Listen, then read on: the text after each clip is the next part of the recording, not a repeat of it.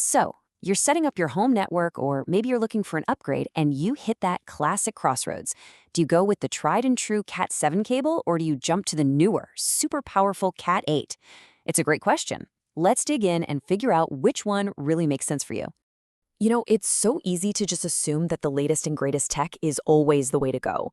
But when we're talking about something like networking cables, the real answer? It's, well, a little more complicated than that. So let's put that idea to the test, shall we? All right, let's frame this like a big title fight. In one corner, you've got the established veteran, the cable that always gets the job done. And in the other corner, you have the high-spec champion that, at least on paper, looks completely unbeatable. First up, let's talk about our veteran contender, Cat7. For years, this has been the absolute go-to for anyone wanting a high-performance network at home or in a small office. It's that seasoned, super reliable option that, honestly, a lot of us already know and trust. So what's it packing? Cat7 rocks a max speed of 10 gigabits per second. Now, to put that in perspective, that's fast enough to download a full-on high-def movie in less than a minute. For what most of us are paying for internet at home, that is way more speed than you'll probably ever need. And it's not just about speed, it's also about bandwidth. Cat7 operates at 600 megahertz. Think of bandwidth like lanes on a highway. 600 megahertz gives your data a really wide road to travel on, which helps prevent those annoying digital traffic jams when everyone's online. And now for the champion, Category 8. This is the new kid on the block, and I gotta tell you, on paper, this thing is an absolute monster. It was really designed for massive data centers and the most intense networks you can imagine. And here's where your jaw might drop.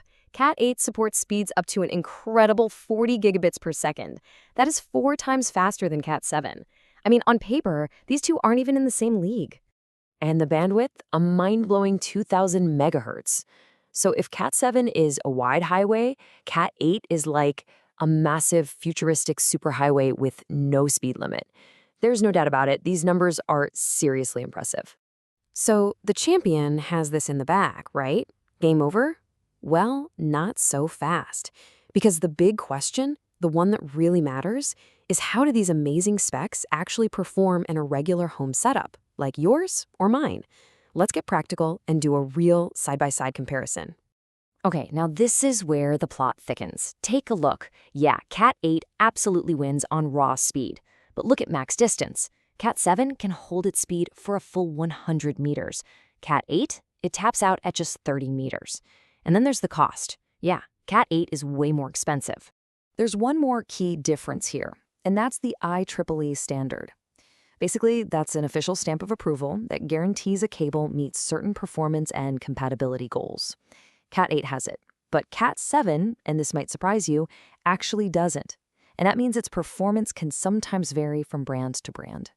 So we've got the theory, we've got the specs on paper, but what happens when you actually plug both of these cables into a normal home network and run some tests? Well, this is where our story takes a really interesting turn. See, this is the question that cuts through all the marketing hype. Your internet plan, your router, even your computer, they all have limits. Can your setup even use all that power Cat8 brings to the table? Let's see what the actual test showed. And here it is, the big reveal. After running a professional-grade iPerf3 test, the result was crystal clear. When it came to speed, bandwidth, and handling multiple things at once, they performed exactly the same. That massive on-paper advantage Cat8 had, it just disappeared in a typical home environment. So, was there any difference at all? Well, yes, but just one tiny thing. Something called UDP jitter. It's about how consistent your data stream is, and it can affect things like online gaming. And in this one area, Cat8 was just slightly better. That's it. Not a huge game changer. Just a very, very small edge. Okay, so after looking at the specs, the price tag, and most importantly, those real-world test results, it is time to declare a winner. The winner for your home or your small office setup. That's right.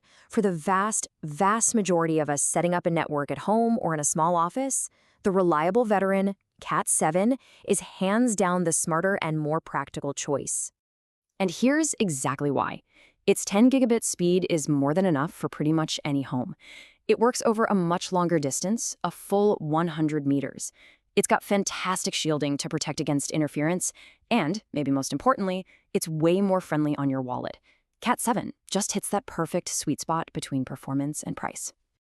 And this right here is the big lesson. It's so easy to get wowed by huge numbers on a box. But at the end of the day, what really matters is finding the right tool for the job you actually have, not the job you might have. Okay, but wait, there's one last question we have to ask. What if you're not just building a network for today? What if you're trying to build something that'll last you for the next 10 years? What if your number one goal is future-proofing against any possible speed upgrades down the line? If, and I mean only if, future-proofing is your absolute highest priority and budget is not a factor, then yeah, Cat 8 starts to make sense. You'd be investing in a ton of capacity you probably won't use for years, but hey, that potential will be there when you need it. So at the end of the day, the choice is yours. But now you've got all the facts to make the right one.